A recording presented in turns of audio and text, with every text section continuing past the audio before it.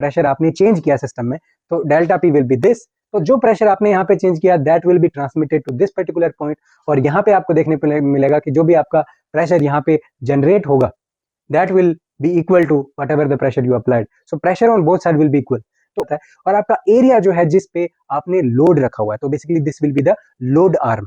सो load arm का area आपकी effort arm के एरिया से क्या होना चाहिए, it has to be more than that.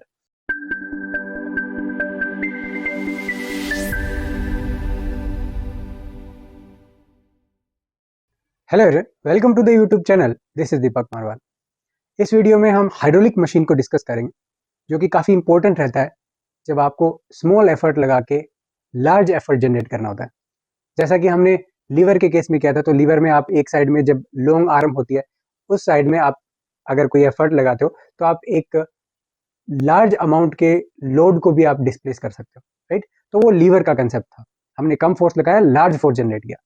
वैसा ही एक मशीन होता है जिसको हम क्या बोलते हैं, आपका हाइड्रोलिक मशीन बोलते हैं। तो हाइड्रोलिक मशीन का जो कंसेप्ट है वो हम यहाँ पे समझेंगे कि किस तरीके से लार्ज फोर्स आप जनरेट कर सकते हो with the small amount of effort. So let's start the topic. So this will be your hydraulic machine. तो जैसा कि मैंने बोला कि हाइड्रोलिक वर्ड आ जाता है तो it will B somehow related with the liquid, okay. और हमने यहाँ पे क्या बोला कि एक ऐसी मशीन हम डिजाइन कर रहे हैं जिसमें हम स्मॉल एफर्ट लगाएंगे, उसकी हेल्प से लार्ज फोर्स हम जनरेट करेंगे, राइट। तो इसका जो कंसेप्ट है वो हमें समझने से पहले हमने एक इंपॉर्टेंट टॉपिक डिस्कस किया था, जो कि था आपका hydrostatic paradox.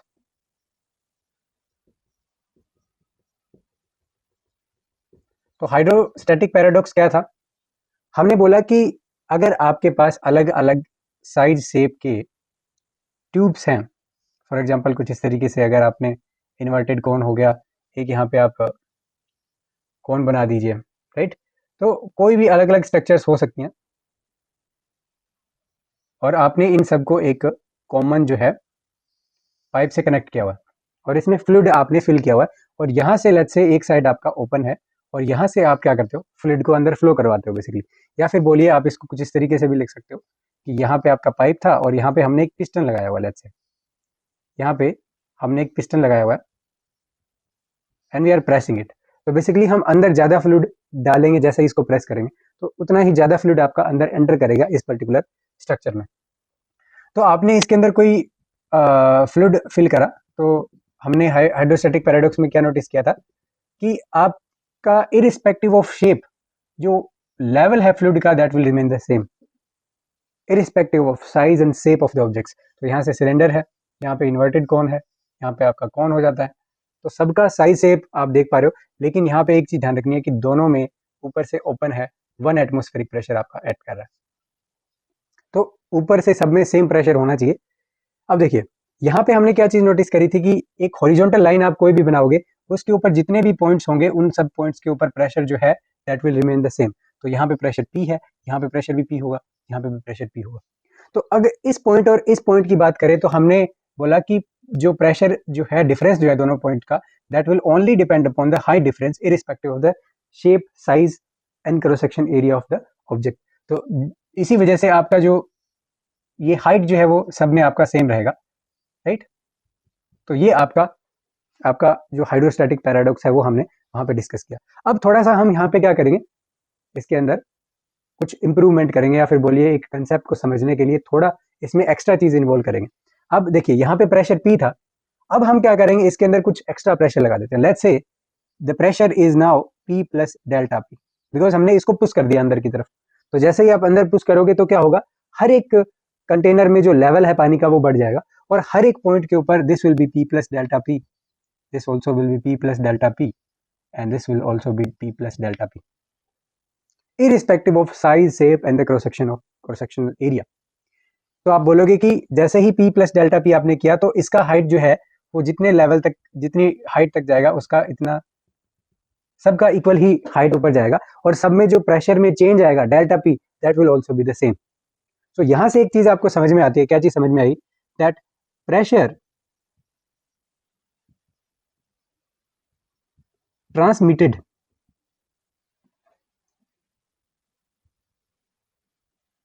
undefiled, right? It will be undefiled, and so pressure transmitted undefiled and uniformly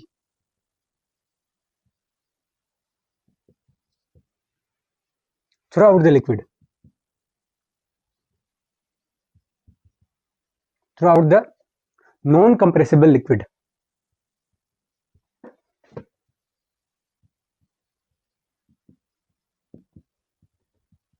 तो बेसिकली जो लिक्विड है उसकी एक ही कंडीशन है कि आपका जो लिक्विड है वो कंप्रेस नहीं होना चाहिए। ऐसा नहीं है कि आपने कोई प्रेशर लगाया और उसकी वजह से उसका वॉल्यूम जो था वो चेंज हो गया, कंप्रेस नहीं होना चाहिए लिक्विड। तो यहाँ पे प्रेशर जो है वो ट्रांसमिट होगा, और अनडिफाइल्ड मीन्स इट विल बी, उसके अंदर जितना प्रेशर आपने इंक्रीज किया वो विदाउट एनी लॉस। ओके, तो आप यहाँ पे बोल सकते हो विदाउट लॉस, लॉस फ्री। जितना प्रेशर आपने यहाँ पे बढ़ाया उतना ही प्रेशर हर एक पॉइंट पे आपका बढ़ गया।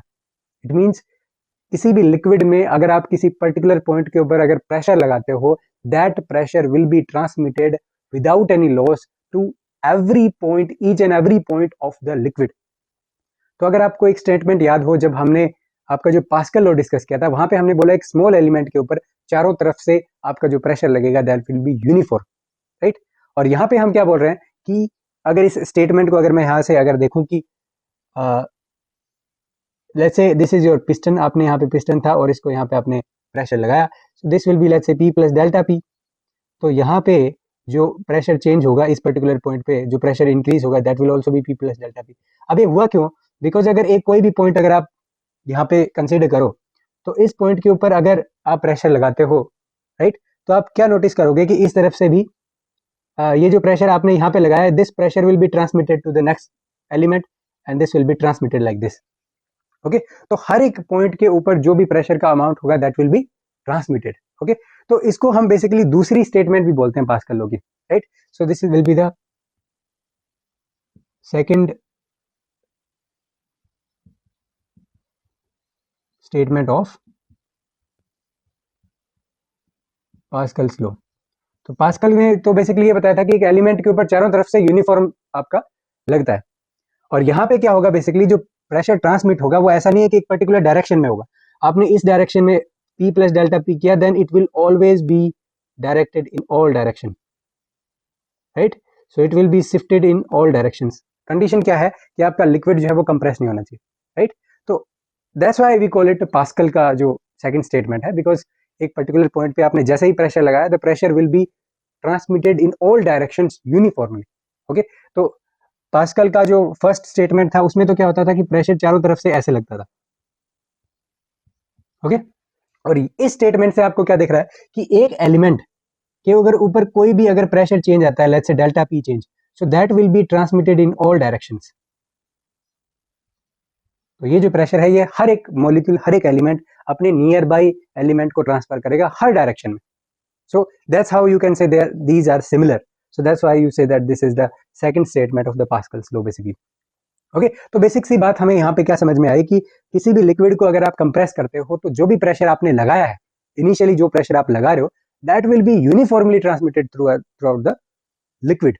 ओके, नाउ अब इस चीज को हम यूज करेंगे, ये जो स्टेटमेंट है ना, इस स्टेटमेंट का यूज करके हम क्या डिजाइन करेंगे, we will design a hydraulic machine. अब हाइड्रोलिक मशीन का देखिए कैसे रहेगा कि लेट्स से मैंने कुछ इस तरीके से एक डिज़ाइन बनाया, लेट्स से एक एरिया में बड़ा ले लेता हूँ, एक छोटा ले लेता हूँ, because mostly in case of pressure it will be independent of the cross section basically, right.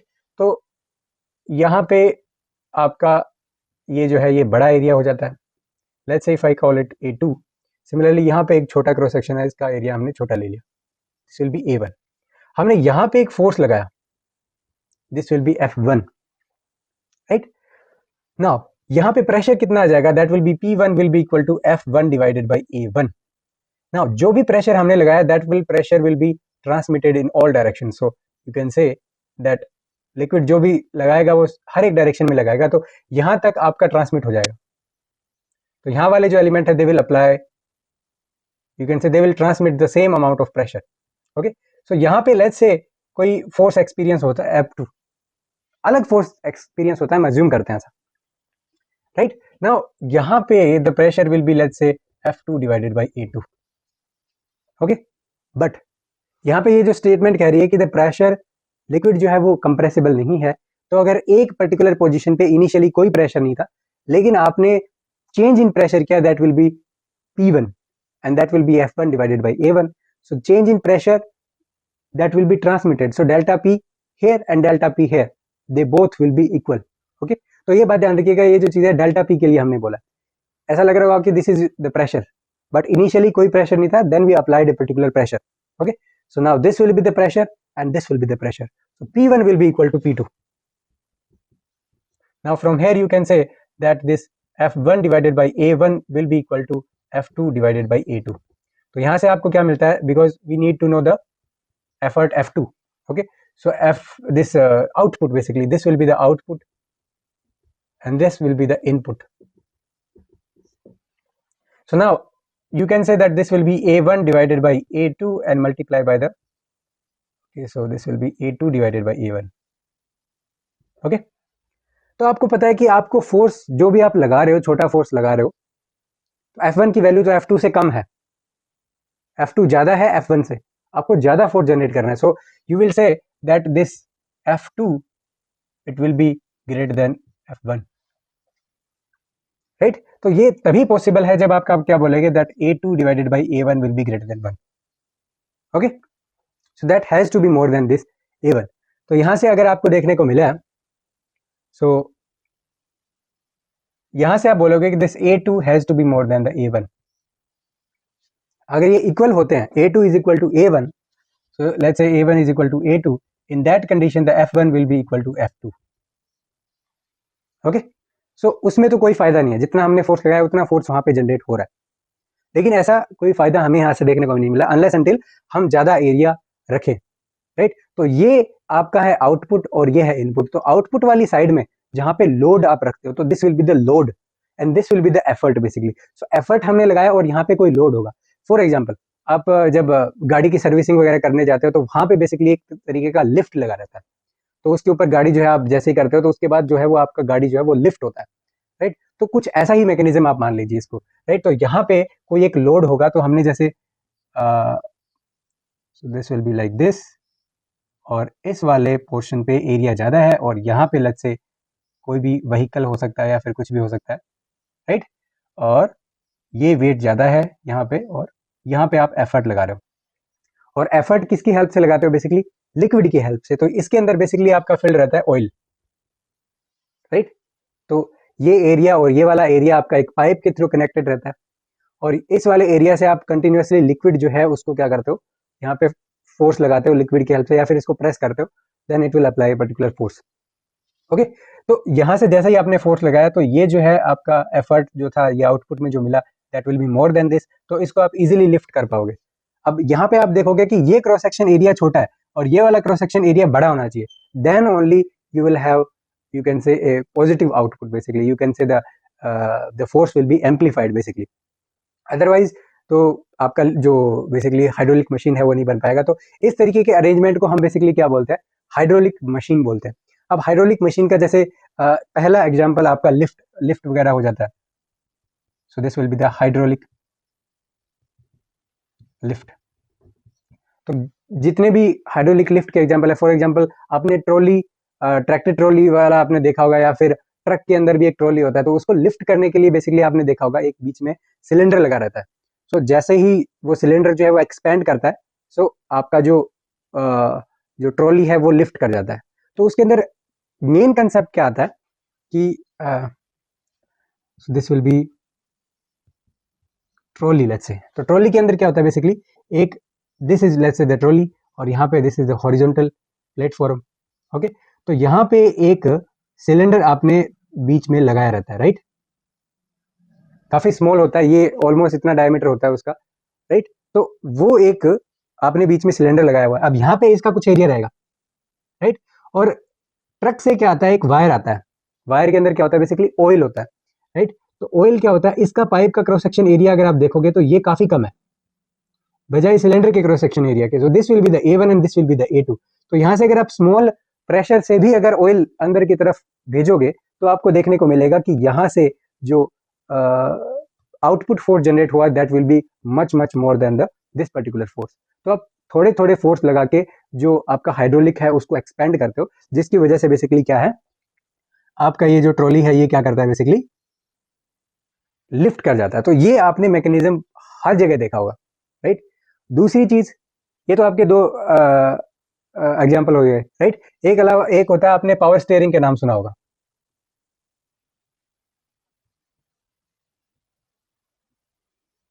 Power steering क्या होता है कि पहले पुराने टाइम में क्या होता था, बेसिकली गाड़ियों में क्या होता था कि स्टीयरिंग को आपको मैकेनिकली आपको घुमाना पड़ता था गाड़ियों में। तो उसके अंदर काफी ज्यादा एफर्ट आपको लगाना पड़ता था। तो आपने पुरानी बसों में देखा होगा कि ड्राइवर को काफी ज्यादा एफर्ट करना पड़ता था उसको रोटेट करने के लिए। लेकिन आजकल आप देखोगे कि जो मॉडर्न व्हीकल है उसके अंदर क्या आता है कि जैसे ही आप बिल्कुल आसानी से आप क्या कर सकते हो, स्टीयरिंग को रोटेट कर सकते हो, बिकॉज वहां पे आपने काफी कम एफर्ट लगाया लेकिन आपको आउटपुट में ज्यादा वहां पे फोर्स मिल रहा है। That is because of the hydraulic force, right. तो हाइड्रोलिक मशीन वहां पे जो बेसिकली जो मैकेनिज्म है, जैसे हमने यहाँ पे बताया कि जैसे ही ऑयल फ्लो करेगा और ये फोर्स कम है और यहाँ पे एरिया ज्यादा होने की वजह से आसानी से लिफ्ट हो जाएगा। तो सिमिलरली आपका क्या होता है कि जो स्टीयरिंग होते हैं उनके अंदर भी हाइड्रोलिक लगा रहता है, जिसकी वजह से उनको रोटेट कर पाना आसान होता है। तो वहां पे भी हाइड्रोलिक मशीन का यहाँ पे यूज आ जाता है, right. So this will be the example. Now next will be the hydraulic breaks. अब हाइड्रोलिक ब्रेक्स क्या होता है? मैकेनिकल ब्रेक्स तो आपने सुने होंगे। फॉर एग्जाम्पल बाइसिकल में होता है एक मैकेनिकल ब्रेक होता है, आप जैसे ही लीवर को करते हो तो आपका जो बाइसिकल है रुक जाता है। बाइक के अंदर भी जो पुराने बाइक आते थे उनके अंदर भी एक मैकेनिकल ब्रेक ही होता था। तो बेसिकली उसमें क्या रहता था, दो लेदर के जो आपके एलिमेंट्स हैं उनको आप मैकेनिकली ऐसे एक्सपेंड करते थे जिससे कि क्या है वो आपका रिम के ऊपर टच करे। तो बेसिकली टायर जो होता है उसके अंदर क्या होता है, आपने देखा होगा कि this will be the axle, but यहाँ पे एक छोटा सा एक बेसिकली आपने देखा होगा कि एक बल्क एरिया होता है। तो इसके अंदर क्या होता था, बेसिकली मैकेनिकल में कुछ इस तरीके से दो मैकेनिकल आपके लेदर के कनेक्टेड रहते हैं कुछ इस तरीके से, और यहाँ पे बेसिकली क्या रहता है, आपका एक मैकेनिकल स्विच रहता है यहाँ पे। तो जैसे ही आप इसको रोटेट करते हो तो आप क्या देखोगे कि ये दोनों एक्सपेंड हो जाते हैं और इस ड्रम के ऊपर, ये जो आपका ड्रम है इसके ऊपर आपके जो लेदर के ब्रेक्स जो हैं वो जैसे ही फ्रिक्शन की हेल्प से फिर आपका जो टायर है दैट विल स्टॉप। तो ये बेसिकली आपका क्या हो जाता है, टायर हो जाता है, right. This will B tyre. अब ये तो बात आ गई मैकेनिकल जो ब्रेक्स होते थे, तो उसके अंदर रोकने के लिए आपको काफी ज्यादा एफर्ट भी लगाना पड़ता था, उसके अंदर जोर लगाना पड़ता था। दूसरी इसके अंदर क्या प्रॉब्लम थी मैकेनिकल ब्रेक में, फॉर एग्जाम्पल अगर गाड़ी है तो गाड़ी के अंदर फॉर एग्जाम्पल अगर आपने ब्रेक लगाया तो अगर उनको सिंक्रोनाइज होना पड़ता था, सारे टायर्स को सिंक्रोनाइज होना बहुत ज्यादा जरूरी है, राइट। अगर मान लीजिए दो टायर आपके चल रहे थे और आपने ब्रेक लगा दिया तो गाड़ी जो है वहीं पे रोटेट हो जाएगी, बिकॉज एक साइड के टायर आपके धीरे रुक रहे हैं, दूसरे साइड के जल्दी रुक पा रहे हैं। तो ये चीज उसमें नहीं होनी चाहिए, राइट। तो इट मीन्स गाड़ियों में जो है हर एक ब्रेक जो है वो आपस में सिंक्रोनाइज्ड होना चाहिए। अगर आप ब्रेक लगाते हैं तो चारों ब्रेक एक साथ काम करें। तो मैकेनिकल में ये सारी समस्या आने के चांसेस होते थे, बिकॉज अगर एक्सीडेंट आपका हो सकता है अगर आपने सिंक्रोनाइजेशन जो है ब्रेक्स का अगर उसको ध्यान में नहीं रखा। लेकिन इस प्रॉब्लम को हाइड्रोलिक ब्रेक्स जो है वो काफी अच्छे तरीके से क्या कर पाते हैं, सोल्व कर पाते हैं। कैसे कि यहाँ पे जैसे आपका मैकेनिज्म आपका जो है मैकेनिकल आपने किस तरीके से रिमूव किया, सबसे पहले वो देखते हैं। तो ये आपका टायर हो गया और this will be your mechanical break, right. This will be the mechanical break and this will be the hydraulic. तो यहाँ पे सेम वही होगा, यहाँ पे भी एक ड्रम लगा रहता है और लेदर भी इसके अंदर भी होगा, लेकिन इसके अंदर थोड़ा सा डिफरेंस आपको देखने को मिलेगा। किस तरीके से कि यहाँ पे आपका जो एरिया है अगर आप ध्यान से देखोगे तो this area is much larger, right. तो हम बेसिकली क्या करते हैं, इस एरिया के अंदर कुछ इस तरीके से ऑयल को इंटर होने के लिए यहाँ पे जगह बनाते हैं, राइट। सो इसके अंदर एक मैकेनिज्म होता है कि आप इसके अंदर कोई भी लिक्विड है उसको आप इसके अंदर एंटर करवाओगे। तो बेसिकली जैसे ही लिक्विड एंटर करेगा तो प्रेशर लगेगा, जैसे यहाँ पे था। तो ये पर्टिकुलर फेस है और यहाँ पे ये वाला एरिया होगा, right. So this will be there A2 area. तो ये जो पाइप्स हैं ये बेसिकली आपकी क्या रहती हैं, एक ऑयल टैंक से कनेक्टेड होती हैं। और यहाँ पे ये वाला जो एरिया है that this will B A1, और यहाँ से बेसिकली हम अंदर क्या करते हैं, ऑयल को प्रेस करते हैं, राइट। प्रेस करने के लिए बेसिकली क्या होता है मैकेनिज्म आपका, जैसे this pipe will come here like this, और यहाँ पे एक पिस्टन होता है, तो पिस्टन को हम प्रेस करते हैं। तो प्रेस करेंगे तो आपको क्या देखने को मिलेगा कि जैसे ही आपने प्रेस किया तो ऑयल जो है that will move in this direction, और प्रेशर जो है that will transmit in this direction. तो जैसे ही ट्रांसमिट होगा प्रेशर, तो यहाँ पे भी सेम प्रेशर आपका एग्जर्ट हो जाएगा। उसकी वजह से यहाँ पे अगर आपने F1 फोर्स लगाया है तो यहाँ पे आपका F2 फोर्स जनरेट हो जाएगा, और यहाँ पे एरिया जो रहता है वो आपका वो काफी कम रहता है, और वहां पे एरिया जो है ब्रेक का जो एरिया है that will be much more than this. तो जिसकी हेल्प से जैसे ही आपने इसके अंदर आप प्रेस दबाओगे, पेडल दबाओगे, या फिर जैसे भी ये लीवर अगर आप करोगे, तो ऐसा मैकेनिज्म होता है कि आपका ये ऑयल जो है that will press with A small cross sectional area. तो जैसे ही ये दबा, आपका एक यूनिफॉर्म प्रेशर ट्रांसमिट होता है। यूनिफॉर्म ट्रांसमिट होता है तो आपका सेम वही हाइड्रोलिक जो मशीन है उसकी तरह आपका ये बिहेव करेगा, और जो टायर्स हैं वो बेसिकली क्या है आपके रुक जाएंगे, बिकॉज जो लेदर है वो फ्रिक्शन से बेसिकली टायर को रोक देगा। अब इसकी सबसे अच्छी चीज क्या है, फॉर एग्जाम्पल ये आपकी गाड़ी थी तो इसके 4 टायर्स हैं अगर, राइट, तो आपने सबको एक कॉमन लाइन से कनेक्ट किया हुआ है। So let's say this is the oil line, right, this will be the oil line, और इसके अंदर आप जो आपका पेडल रहता है उसकी हेल्प से यहाँ पे आप पिस्टन को प्रेस करते हो, जिसकी हेल्प से आपका ऑयल जाता है। अब इसकी सबसे बढ़िया चीज क्या है कि यहाँ पे जो प्रेशर होगा दैट विल डेल्टा पी, यहाँ पे भी डेल्टा पी, और यहाँ पे जो प्रेशर ट्रांसमिट होगा that will be the same, right. तो हर टायर में same amount of pressure transmit होगा, जितना आपने यहाँ पे प्रेशर लगाया वो इक्वली हर टायर में आपका जाएगा। तो ये आपका सिंक्रोनस बेसिकली सिस्टम बन जाता है।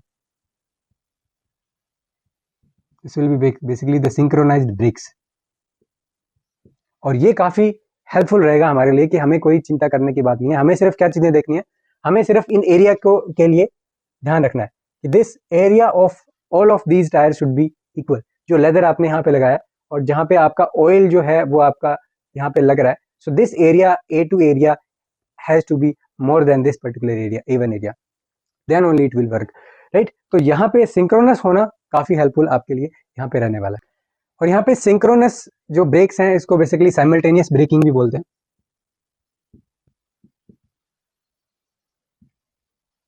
वो दोनों सेम चीजें हैं, right. So that's why this is important, right. तो आपका हाइड्रोलिक मशीन का आपने कॉन्सेप्ट लगाया और हाइड्रोलिक ब्रेक्स डिजाइन करे, तो आप देख पा रहे हो कितने सारे एप्लीकेशन है। आप हाइड्रोलिक लिफ्ट बना सकते हो, और हाइड्रोलिक ब्रेक्स हो जाते हैं, पावर स्टेयरिंग हो जाता है, और बेसिकली जो साइमल्टेनियस ब्रेकिंग है उसकी जो प्रॉब्लम थी वो आपकी यहाँ पे सॉल्व हो जाती है, राइट। सो आई होप काफी अच्छे से आपको यहाँ पे समझ आ गया होगा बेसिकली कि जो हाइड्रोलिक मशीन है वो किस कंसेप्ट पे यहाँ पे काम करती है, पास्कल लॉ पे काम करती है। और हम बताते हैं कि अगर लिक्विड आपका कंप्रेसिबल नहीं है, इन दैट केस अगर आप कोई भी प्रेशर किसी भी पर्टिकुलर पॉइंट के ऊपर अगर आप प्रेशर चेंज करते हो किसी लिक्विड में, then it will be transmitted uniformly without any loss to the each and every part of the liquid. तो उसकी हेल्प से क्या होगा कि this will be like the second statement of the Pascal's law.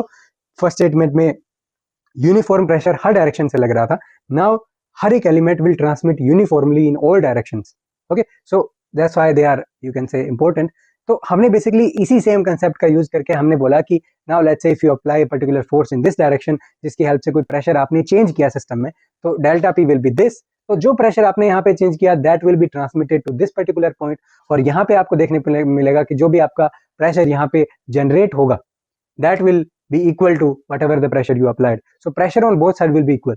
तो उसकी हेल्प से फिर आपने देखा कि आप कम एफर्ट लगा के भी ज्यादा आप वर्क कर सकते हो, या फिर बोलिए आप ज्यादा वेट को लिफ्ट कर सकते हो, या फिर आप ज्यादा large amount of force generate कर सकते हो। तो वो जो है वो आपका मैकेनिज्म जो है वो हाइड्रोलिक मशीन आपका हो जाता है, और आपका एरिया जो है जिस पे आपने लोड रखा हुआ है, तो basically this will be the load arm. So load arm का एरिया आपकी एफर्ट आर्म के एरिया से क्या होना चाहिए, it has to be more than that, okay. So इसका एरिया ज्यादा, इसका एरिया कम, right. So that's how you will get more force in this particular side by applying a small force on this particular side, okay. So that's how this works. Application हम already discuss कर चुके हैं।